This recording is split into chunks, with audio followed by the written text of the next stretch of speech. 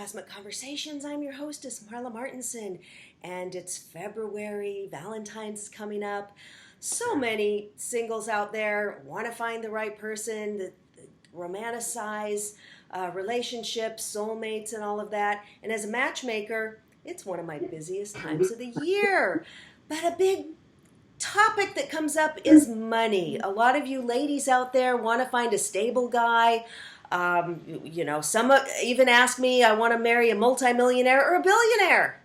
That's a tall order for me, ladies. But I've got financial expert guru Chellie Campbell with me today. Hey, Chellie. Hey, Marla. How are you? Yeah, I'm fantastic. I'm so excited to chat with you. You guys, Chellie has some awesome books.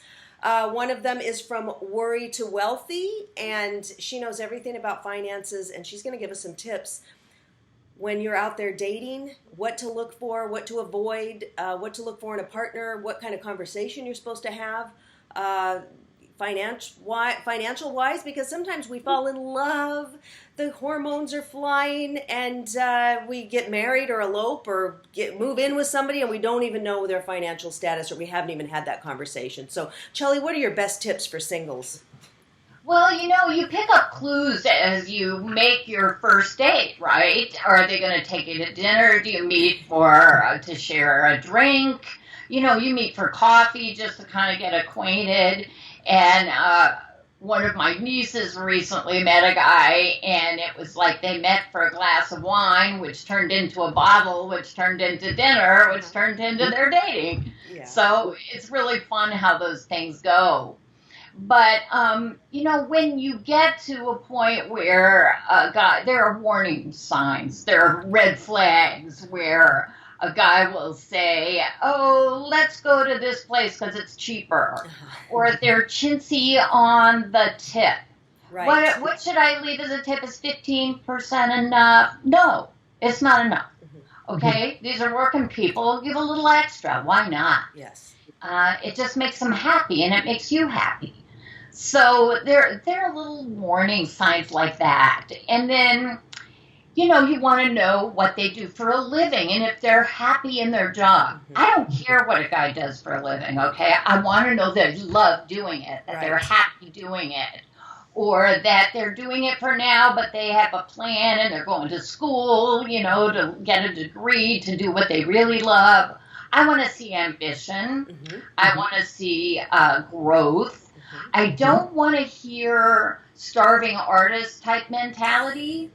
It's okay to be an artist, but be one that is going to make a living, that has plans, has an idea of marketing and sales, that if they watch the words, people will tell you what they believe. And I remember hearing a psychologist, I don't remember who it was, said you can find out everything you want to know about somebody if you just ask 2 questions. Okay, which ones? I got to know this. What was your mother like, and what was your father like? Because they're going to tell you about family dynamics. Yeah. If they hated their mother, they're going to have some issues. If they thought their dad was the cat's meow, but they could never measure up to that success, and he was gone all the time, I want to hear in there that they've done some therapy, Yeah, I find that as a matchmaker, when people have issues with their parents, they don't speak to one, they don't speak to their siblings, they've got bitterness, it's going to come out in issues. Yeah. Well, and, very often they find out that an abuser, somebody who does domestic violence, was around that when they were growing up. Right. So you either do one of 2 things. You're either unconscious and you repeat the pattern because that's what the model was for love in your family. You thought that's what you thought love was. Right. Or you're so horrified by it that you go, I'm never doing that. What do I have to do to get out of that mode? And you do some therapy, you read some books, you take some seminars, and you're real conscious of that. And you can tell the kind of caring person by their responses to those kinds of issues.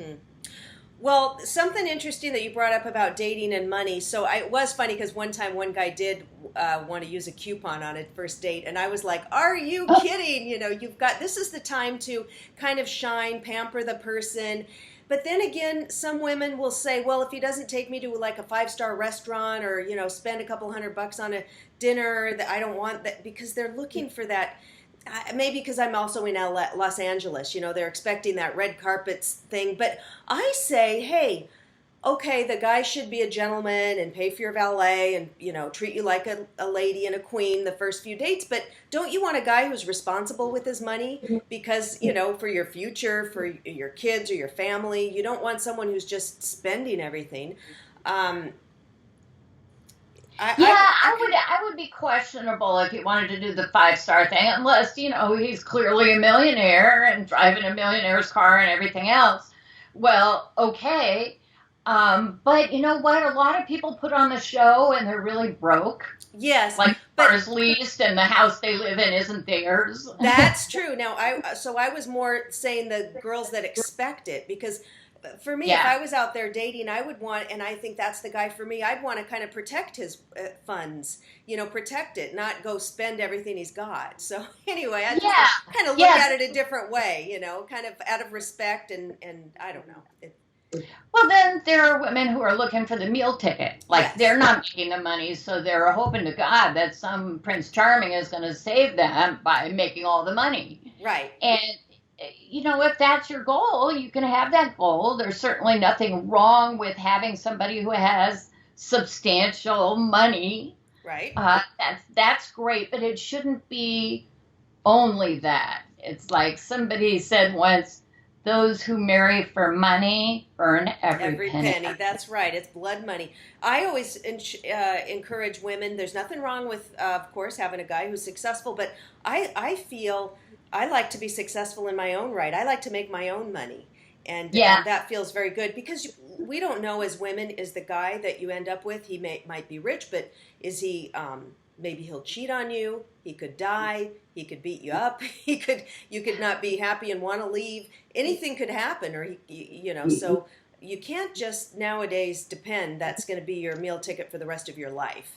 Right. And money doesn't make you a good person, but money doesn't make you a bad person either. Right. Money just makes you more able to do what it is you're going to do, either good or bad. Mm-hmm. So you would just want to watch the behavior. And I want somebody, who is interested in me and what I'm doing and what my ideas are and what my purpose is and what my ambitions are.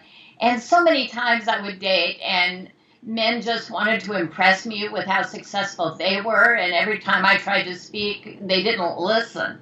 If you're not listening to me, I'm out of here.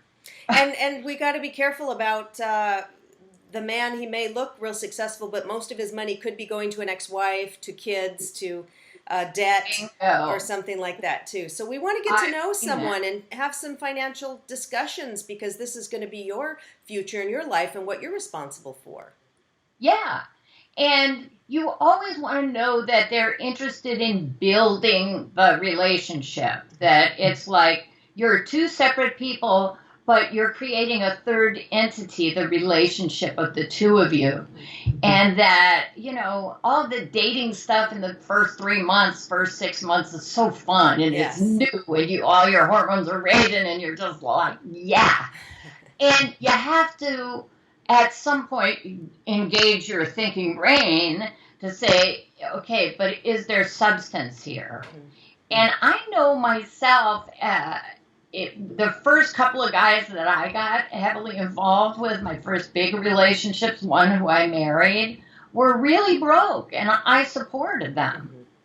And, that was me saying, oh, I don't care about the money, too much in the wrong direction. I hear that a lot about women in LA. They say, I'm so tired of supporting these broke musicians or actors or whatever. There's, I'm the one who's paying for everything. And so then they want to, I want a guy with money now, because it's for a woman, we want to feel, that the man could take care of us if need be, even though we're in, 2016, 17. It's like we still want kind of to know that that man could swoop in and protect us if need be. Well, I don't even care about that. I want it to be equal. I don't feel like he's living off of me, Right. that kind of thing. So, and I remember power and control issues happen around money too. Mm-hmm. It was like I had this boyfriend. I loved him a lot, and we lived together. And we decided to put all our money in a pool together, and we each took out an allowance. Because I made more money, and that's fine, and I didn't want to be able to do a lot of things that he couldn't do. That's silly. So we put all our money, and then we took an allowance, and everything was fine up until he needed a new car, and he wanted to buy a truck. And I said, "That's great, honey, I support you, but how are we going to get the down payment?" He said, "We're going to use our allowances that we've been saving." And I went, "That we've been saving?" I hadn't saved my allowance. It went for nails and hair and makeup and stockings and, clothes. And he said he was so mad that I hadn't saved my allowance. And I said, "No, the allowance was." So here's the lesson. Okay. Define your terms and make sure you know that allowance is for spending without having to answer for it. That was my idea. So. And speaking of pooling your money, so people are, sometimes some of my friends or whatever, when we're talking about money, they're surprised that me and my husband have completely separate bank accounts. I can't get into his, he can't get into mine. If I die, he gets my money. If he dies, I get his money, of course. But we met when we were around 40, and we were already it was like we had our own bank accounts and stuff, and we just never opened one together. There was no need. We just each chip in half for the mortgage and stuff like that, and then we have our savings. But people are kind of shocked. Oh, you don't have a combined bank account?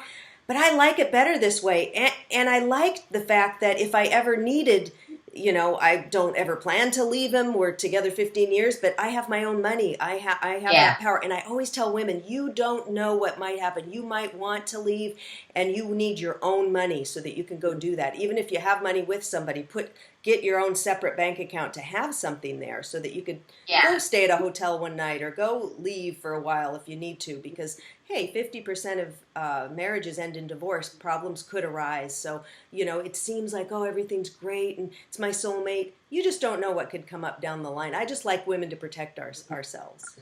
I agree totally. And it gives you a feeling of control and substance, and that you're not relying totally on somebody else's money. It's a really positive thing for the relationship, I think. And I've heard stories of couples where the guy, they had a big fight. They're bitter now, and he wiped out the whole account, and she's left with nothing, because they've. And then you go through the attorneys and the court case, and it takes forever. What are you going to do in the meantime?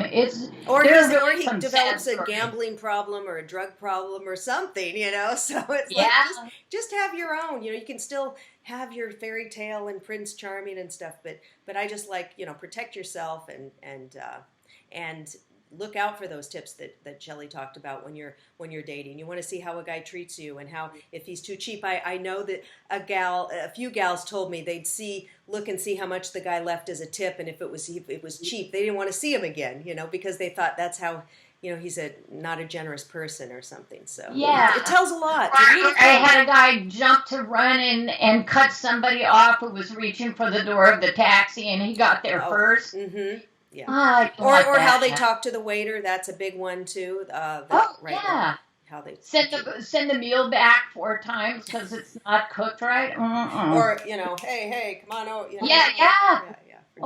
Act like cock of the walk. Or if they don't like your pet. Now I had when I was single, I had a little teacup Yorkie named Daphne, 3.5 pounds. She was with me 17 years, and if a guy said, "Oh, I hate little dogs" or something, that would be. Forget it, because that's deal breaker. Deal breaker. You gotta deal breaker. Sometimes women will put, oh well, but and so many guys don't like cats, which is really weird. You know what? Love me, love my cat. Love me, That's love my the way cat, love my dog. We're a package deal, Yeah. all right? That's correct. Not giving it up. All right, so get out there, have fun dating, watch out for those little signs, take care of yourself, open up a savings account, and Yeah. leave us some comments and let us know what experiences have you had when you've been out there dating. Did you notice something cheap about a guy? Did you get involved with the wrong guy? We'd love to hear from you. Like this video so that other people can find it, and much love to you all. Bye. Thanks, Chellie. Bye. Thank you.